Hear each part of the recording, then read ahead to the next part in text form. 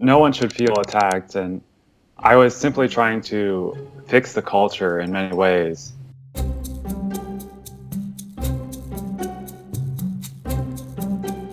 I've spoken to numerous people within the company, and one thing I keep hearing is from your former female colleagues is they felt attacked by a lot of what was written in that memo. How would you respond to the women at Google who did feel attacked by what you wrote?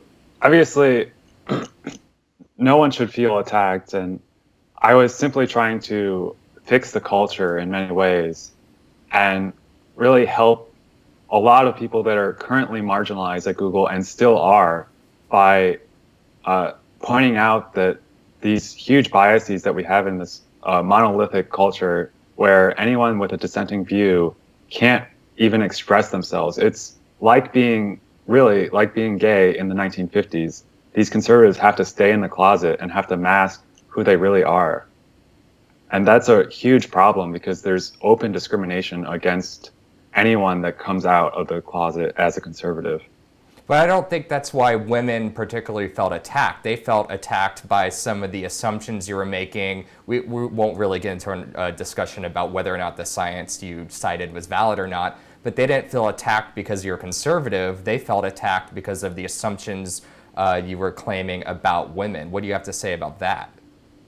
So I was simply talking about the population level distributions, and I specifically call out that we should never treat an individual differently based on this because there's so much overlap. The document was simply trying to address why there may be fewer women in technology than men. And it never said anything about the women at Google being any different than the men at Google. Not at Google, but broadly, it made assumptions about women as a general population, though, right? It didn't make assumptions. It stated scientific facts about the population level distribution. Okay.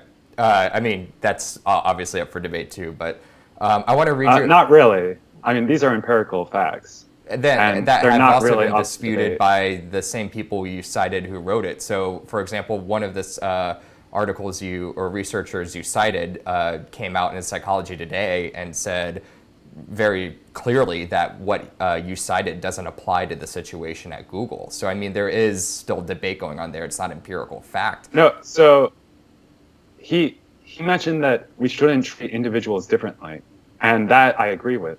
But the population level distributions are not up to debate. Those have been documented hundreds of times. So I feel like you're misrepresenting the actual science and misrepresenting what he said in Psychology Today. And how do you think that made women feel within Google? There were many women that were empowered and that agree with me. You heard from women who said they were empowered by what you wrote?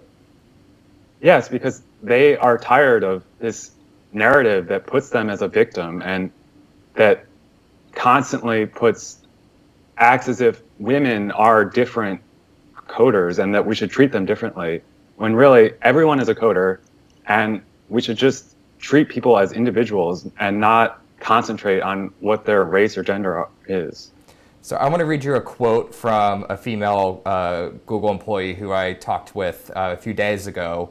And these are her words, not mine. She told me, quote, "We talk a lot about how women at Google are a minority. We're not a minority outside of Google, but we kind of are inside. But to have us all lumped into one sort of category like that and to have such a baseless claim made about who we are and to have it positioned as fact, as scientific fact, I don't know how we could feel anything but attacked by that." So how do you respond to someone like this within your group of former colleagues who feel that way?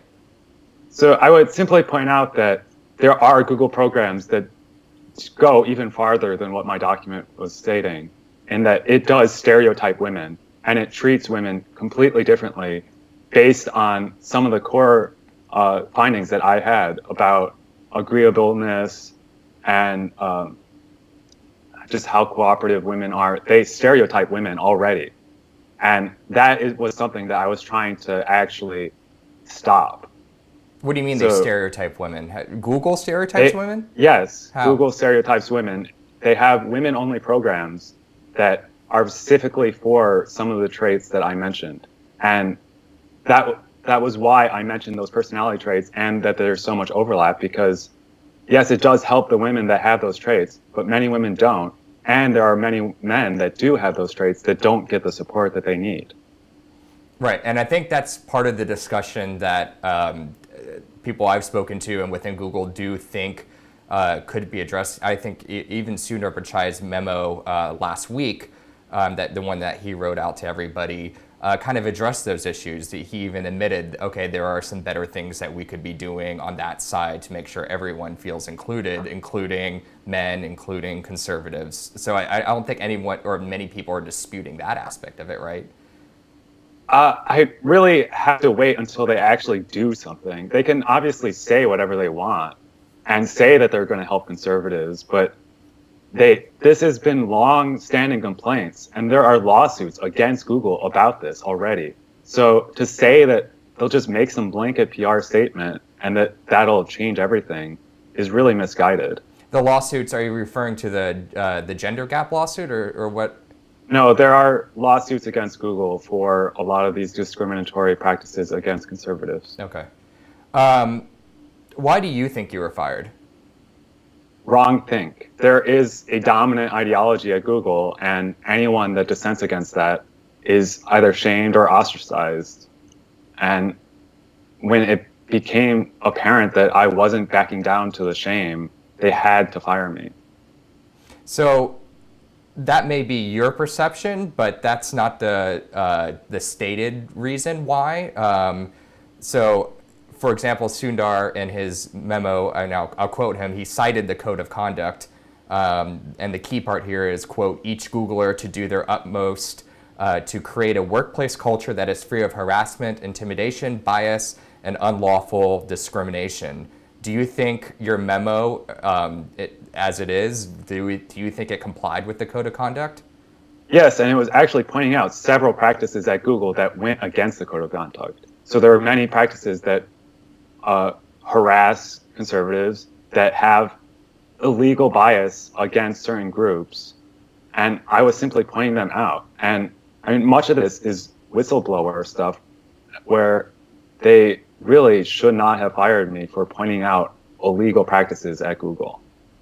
Okay, but so I'm a little confused. So you think there are two reasons. You say because you were fired for your point of view, but also because you're pointing out stuff that they did that you view is illegal? Yeah, so there may have been multiple reasons, and I mean, they're mostly related to me having a dissenting view against their ideology. So you think, despite their stated reason for firing you, you don't think that's their true reason? Right. So that was a lie. I mean, they can say whatever they want in PR. It's well known that PR statements aren't really the ground truth. Okay. The last thing I want to talk about is you said you didn't get fired until the memo kind of leaked out and went viral.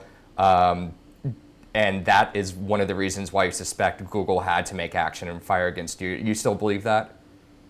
Right. If it didn't leak out and there wasn't external pressure, then they may not have fired me. I'm not sure. Do you have any evidence that people in the leadership had seen the memo or knew about the memo prior to it leaking out?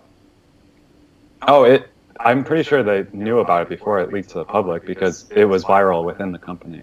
It was right, but I mean, it's a massive company, so you think the people like your direct manager or even people higher up, I mean, do you have it? Because part of your legal claim is based on this, right? That they knew this memo existed and the only reason why they took action was because it became a thing outside of the company.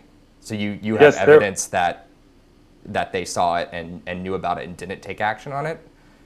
Yes, my vice president, VP, he wrote a public post about it, disparaging me and shaming me. This was before or after it leaked? This was before it leaked. And I mean, there were many people that were emailing HR and all of my upper management to try to get me fired. Okay, so you said your direct VP already knew about it before the leak, or before it became public, Right. rather. Okay. And the last thing I want to ask, I know you've been asked this a lot, but I'll ask it again. Legal proceedings, legal cases. I know you say you intend to do one. Do you have a lawyer? Any updates on that? I have a lawyer, but we're still at the beginning stages. Okay, but someone is representing you now, and you plan to file a lawsuit of some sort? Yeah, we're still at the beginning stages, so we're evaluating stuff. Okay, great. Well, James, thank you so much for joining me, and I appreciate you taking the time. All right, yeah, thanks. Take care.